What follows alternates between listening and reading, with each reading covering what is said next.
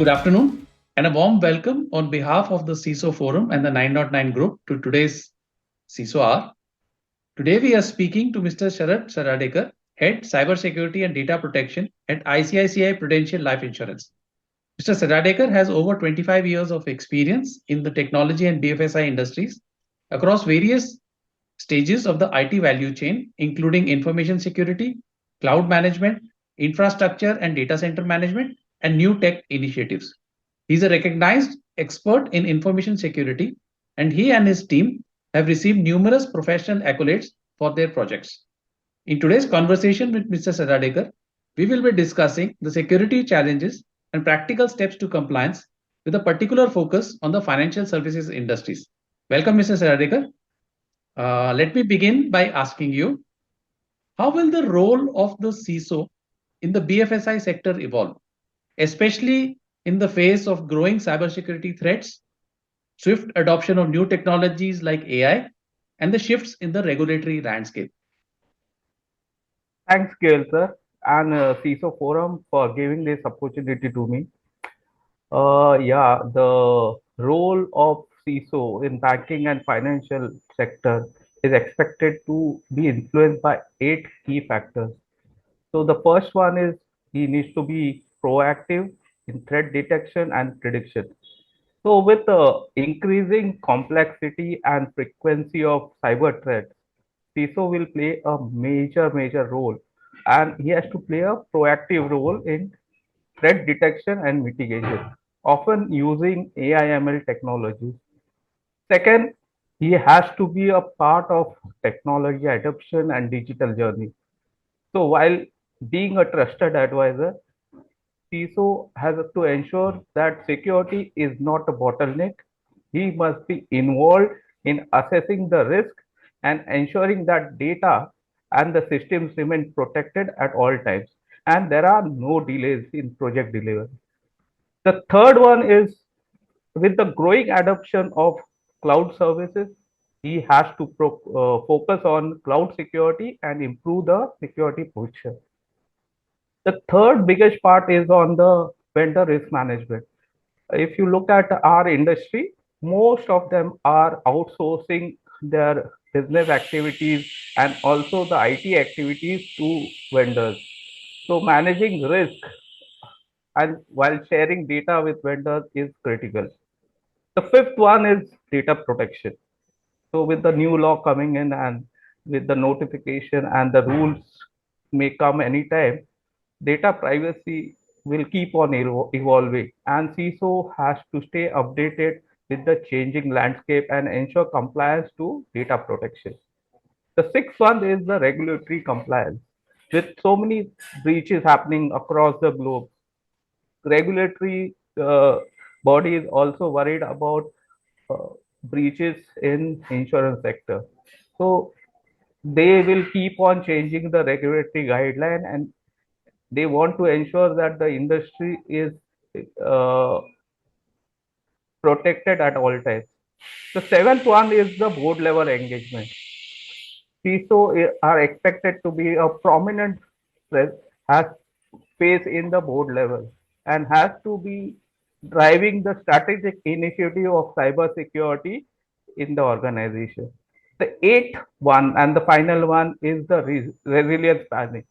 If there is a breach, then they have to recover immediately and in minutes without any disruption to the business.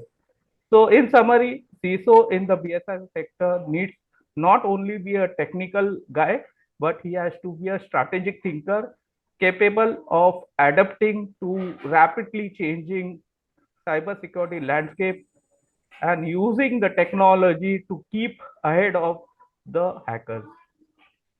So that's it for this. Yeah, thank you, Sharad. That was very interesting that you mentioned that there are sort of eight distinct and separate hats that a CISO has to wear even while performing his job. And one of the points I want to pick up there, which you talked about, resilience. Developing and testing a robust incident response plan is quite critical to minimizing the impact of a cyber incident and to maintain the customer trust. So how do you ensure this minimal disruption to IT operations and a rapid recovery? Yeah, that's critical. So it's important to build and preserve trust within the customer. This can be achieved by providing them a frictionless journey when they buy, assuring that the customer data which we have collected is protected, and also ensuring minimal disruption to insurance business. So it is essential to be ready if there is a crisis and periodically test incident response plan.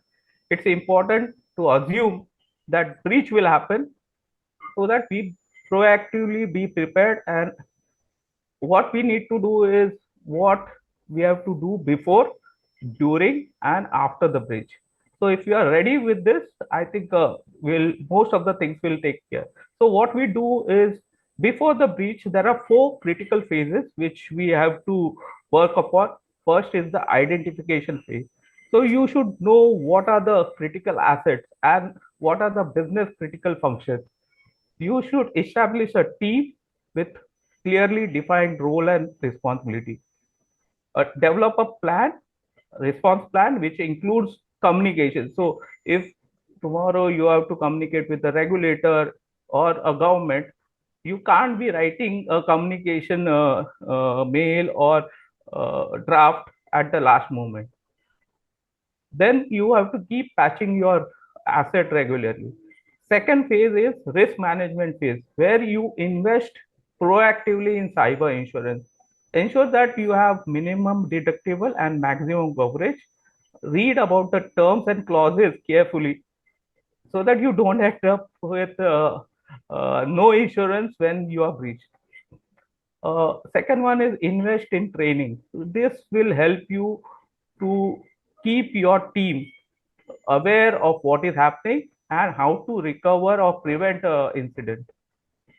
Monitor security at vendor premises and review the agreements and contract with them. The third part is detection and testing. You need to invest in threat detection tools and techniques, and then conduct tabletop exercises and drills to identify weaknesses. Now, during the breach, what are critical? There are four phases which are very critical. One is the response phase. Immediately activate the response team when you detect the incident. Isolate the system so that it can't damage or it prevents damage, further damage. Contain the incident by quarantining compromised area and restrict malicious connection. And keep the document ready so that you take proper response. And finally, about the communication phase, you have to be ready with your notification to all your stakeholders, the regulator, customers, partners, in a transparent way. Then, during the investigation phase, onboard a expert for the investigation and proper recovery. Maintain forensic evidence of the incident. Fourth, recovery phase. Restore all the systems and data from secure backup if it is available. Conduct a thorough post-incident review so that you will understand what has happened and in future you can prevent it. Implement improvements in the security measures and policies. And after the breach, there are two critical areas. One is the learning phase, and the second is the support which you have to provide to the customers. So learning from the breach is very critical so that you improve on it and you can prevent similar type of breaches in future. Second is the customer support. If there are affected customers, we need to support them during this period. Offer them identities, theft protection service, credit monitoring, and similar relevant assistance. So what we see is by diligently following these steps, insurance company can not only minimize the disruption during the incident, but also can demonstrate a commitment to customer trust and data security, which is very, very critical. Thank you, Sharad. That was a very detailed, list of things that you have given. I'm sure all the people who are listening to this webinar can really benefit from all the points that you have listed down. I think they will probably need to go through it a few times just to internalize it.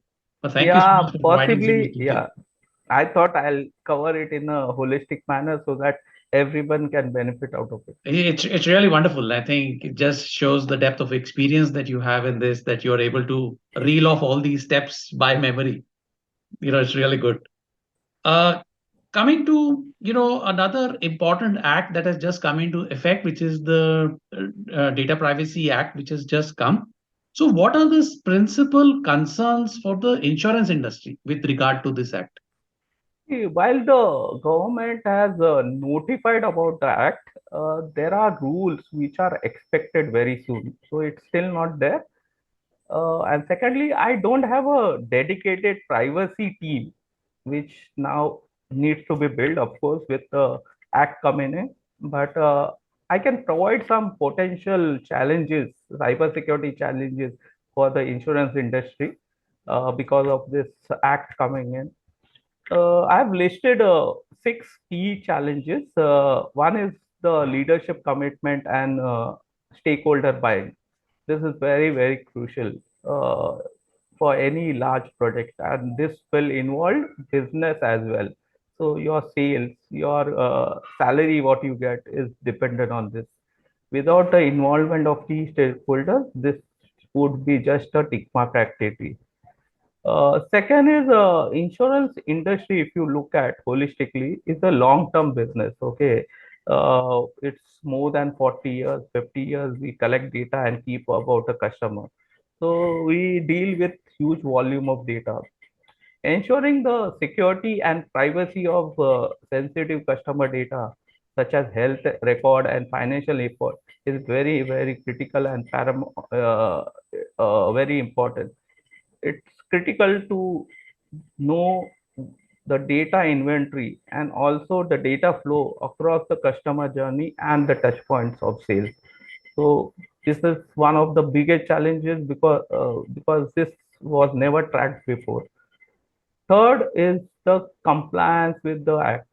So if you look at the act, there are the rights of the individual, then there is the obligation of the data fiduciary, and also there are huge penalties on the organization, that is the data fiduciary. Consent management, data access request of the customer, this will surely bring in a lot of challenges to the insurer. Fourth is about third party risk. As I told you, insurance, most of the insurers do outsource their line of business. They heavily depend on vendors as well as IT partners. So securing the data at the third party end will be critical for the success of ensuring compliance of the DPTP. Fifth one is the insurer, being a long-term business, they rely heavily on the legacy system and the core policy admin system. So dealing with legacy systems, some of them are outdated also, and ensuring compliance will be a huge challenge.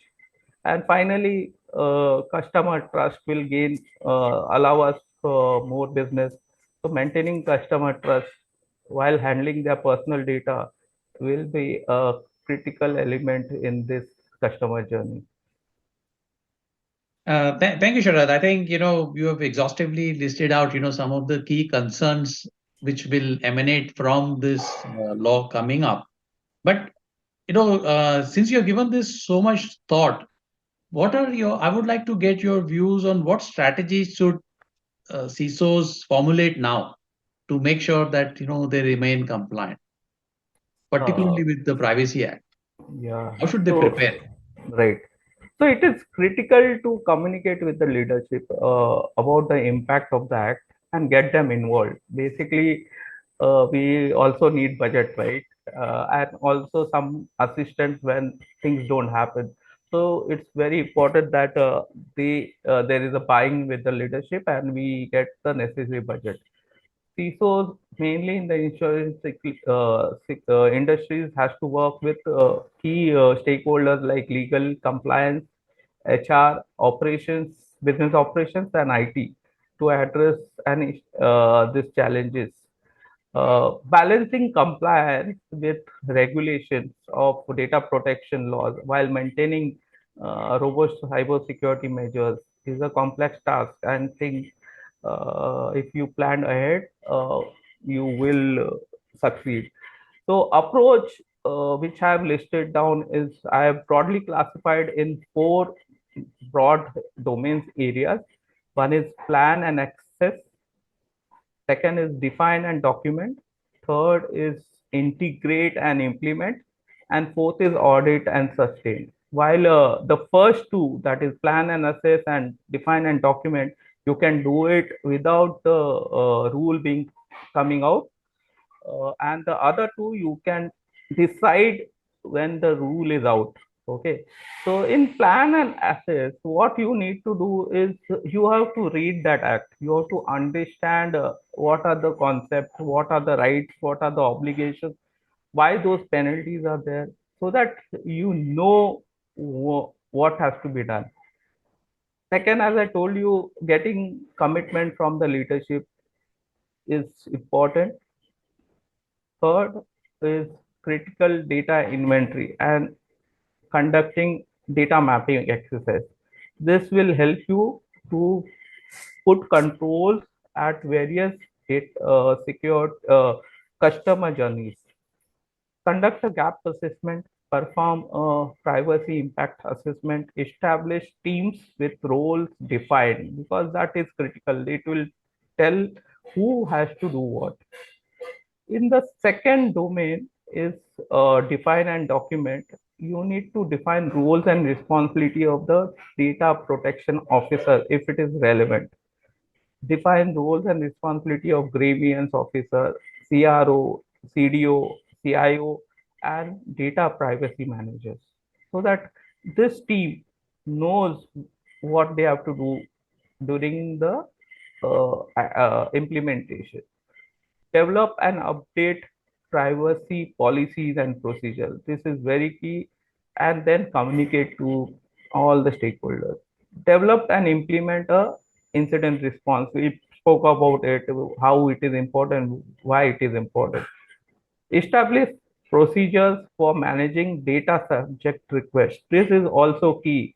There will be request for data updation, data access, data deletion, and correction. So you need to keep track of all this. The third domain area is integrate and implement. Im- Consider evaluating consent management mechanism.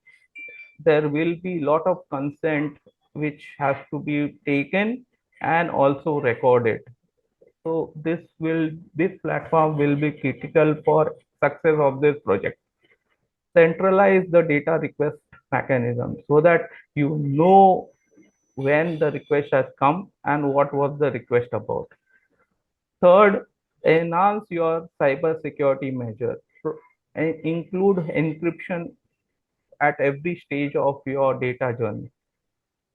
Ensure data minimization. Basically, if you don't require it for the purpose, you don't have to take it. If you put that rule, I think most of the issues will get sorted out. Assess and ensure compliance at the third party, because we deal lot of vendors, so that would be critical. And implement privacy by design framework. So if you implement privacy by design, the new issues will not come in. And finally, on the data transfer, if you are transferring outside India, then cross-border transfers may need a look at the contractual agreement and mechanism. On the fourth domain, that is audit and sustain, we need to be aware that we have to train all the people as employees and vendors, make them aware of the best practices, thoroughly document and keep records, consult legal experts. That is very key, because for drafting consent, okay, you will require legal expertise. Then validate effectiveness of privacy measures which you have implemented. Regularly conduct audit so that you are uh, protected at all times. So I think these are the four key domains which I was talking about to ensure that things are properly managed. If you keep this in mind, I think you have taken care of most of the aspects of BPTP. So, do you see any roles for any specialized tools or techniques or practices in all this? I mean, you have a collaboration with a leading insurer, so is there something that you are getting from them in terms of tools or practices or suggestions? So what I see, Girdhar, is there will be some platform which will require to be designed. One, what I can think is consent management. Uh, Second, you have to collect consent at all stages. One is for the purpose, and if you want to do analytics or profiling, then you have to again take. So depending on the type of work, if you're doing marketing, then again you have to take a consent. You need to have a consent management platform which is robust because we deal in huge data and that request of you have to keep the consent for a longer period of time. Second is the request. Data request management platform has to be built and it has to be centralized because everyone has to know how much, what was the request and how it was fulfilled and when it was fulfilled. So keeping track of data request will also be a challenge. Then, of course, there will be security tool to discover data across the landscape, the technology landscape of the company. Uh, and then finally, you will require tools like encryption in transit and at rest. So these are few things which will be required by default or by design in the entire technology landscape. Yeah, thank you for clarifying that, sir. I think it's very helpful to know that, what we will need to do to, prepare for this. So, as you have mentioned, that the cyber threats continue to increase, as well as we have, a lot of best practices keep coming up. So, how do you formulate your decision making? How do you do your strategy today?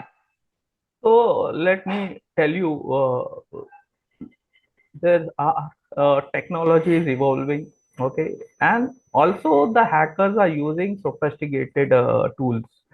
So it is always important to understand the trends and techniques which are being used often in this attack. So it's not really possible to keep track of all this. But what you can do is you can get some insights from certain things.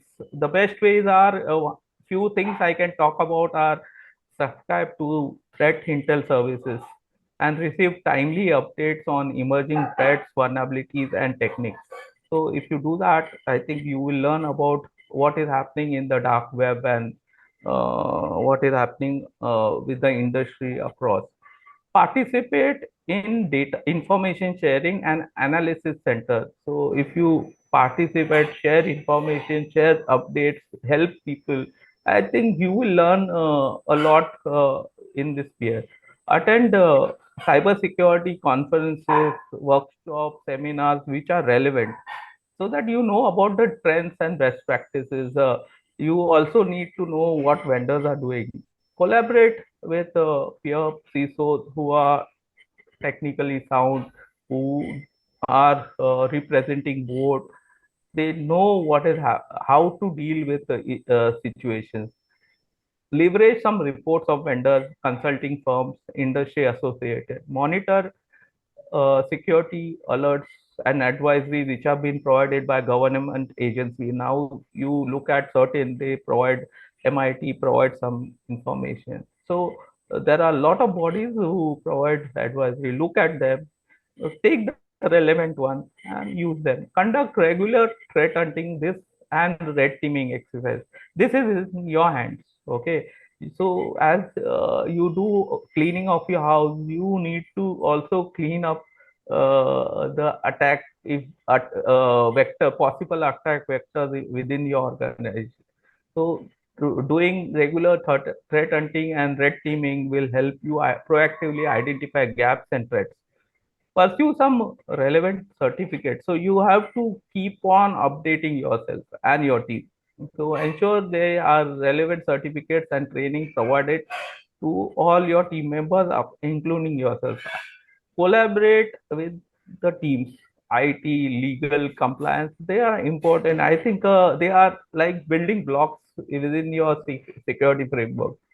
Now, this insights will surely help you assist, take informed decision. With this, the CISO will be well aware of and in the better position to assess the situation and prioritize risk, which is very, very important. If you prioritize risk, you can work on those critical areas. Adopt some proactive security measures and best practices. Allocate some resources. See, everyone has limited resources at and even technology resources and your team resources. So you need to allocate resources wisely wherever required and wherever it is critical. Develop a simplified incident response plan. See, if you look at the incident response plan, it goes in maybe 20, 30 pages. What is important is that one or two pages where you can give it to anyone in your organization, and if they read it, they will get a gist of it. So simplify things, and that will help you during critical situations. Educate stakeholders on evolving threat landscape. That is very, very key. Tell them what is happening, how it is happening, and they will also appreciate. Finally, benchmark against that industry peer continuously so that you keep on improving and you also innovate and adapt to the advisory using some frameworks like MITRE ATT&CK or niche framework. So overall, I can say staying informed and being adaptable are key for any CISOs to make well-informed strategic decision in this ever evolving landscape of cybersecurity. Thank you, Sharad, for some very, insightful as well as practical advice on what should be done. And I just want to pick up one last point from what you said, which is about the people and the talent who form the backbone of a lot of cybersecurity. And so, can you share your secrets to, building and leading a very highly skilled cybersecurity team? Yes, without the team, I think nothing can is possible. You will never achieve what you want to achieve. Being effective or uh, uh, being implementing tools, you cannot do it without a team. So building and leading skill uh, cybersecurity team actually starts with self. So as a leader, you need to promote and develop a security culture. So if I start with me, I need to develop a security culture which will encourage all employees and including my team to prioritize security. Second, which is important, is keep yourself informed about the evolving threat, the way I spoke about it before in the conference, the training and networking. Third, clearly define roles and responsibility for your team so that they know what they have to do. If they don't know, they will not deliver. So it is very important that you define the roles and responsibility. Fourth is hire the right talent. So clearly defining roles and responsibility is not enough. You have to have KPIs for them, measurable KPIs for them, so that they can achieve, if they know what they have to do, they can achieve better. Fourth is hire the right talent and build capability. While always getting right talent is not possible, you need to at least have key skilled professional. For other areas, hire interns in advance and plan it for a 2 year roadmap for them so that they are also interested in the journey. Consider freshers who are in need of job and are committed. So I always take BCom or BSc guys who don't find job easily, and then train them for some years, and they stick with you for a few years. Okay, so that is one of the key strategies which I follow. Now, for the team, you need to invest on ongoing training and development. As I told you, key performance indicators are important for the team. Align the team and help them understand the business goals. So if they know what they have to achieve as a organization, I think things will be simple. And ask them to manage security budget efficiently and effectively. And for the business, you have to conduct a regular risk assessment. As I told you, simplify incident response plan and conduct drills, develop crisis management and continuity strategy, implement some monitoring and threat detection tool, do some penetrating testing and threat teaming exercise, invest, don't forget to invest in leading edge and state of art technologies, because if you don't invest the right technology, you will find someday that you are breached. So don't forget to, or don't be shy to invest in certain tools which are required. Regularly assess vendors and third party. And finally, I think you need to keep your seniors and employees well aware of new threats so that they play a crucial role in this entire chain and journey. So building a highly skilled cybersecurity team is an ongoing process and actually requires a strong leadership from yourself as well as from the seniors so that they adapt to the new challenges and evolving threat landscape. By following this method, I think the CISOs can establish a resilient team so that they protect the financial data what we collect effectively. I think if you take care of this, most of your issues will get addressed. Thank you for those very optimistic and wise words, Mr. Sadadekar. I think it was really a very wonderful session that we had with you. And thank you so much for taking the time to participate in the session, share your expertise, knowledge, and insights. I'm sure everyone who's attending this session would have found your viewpoints very useful and helpful. And I would encourage them to watch and rewatch this session, because you have made a lot of subtle points which are very important to, imbibe and to revisit very frequently. However, we have run out of time and we do need to bring this session to a close. Let me thank you once again for taking the time to do this session and to share your knowledge. My thanks also to all the delegates who attended this session, who have posted questions and comments. I hope you found the webinar interesting and informative. Please do send in your feedback and comments to enable us to organize more such interactions with industry leaders. And we look forward to seeing you all on another occasion. Meanwhile, it's goodbye from the CISO forum. Thank you, Thank you. Grazer, and thank you, CISO Forum, for giving this opportunity. Thank you very much. Thank you.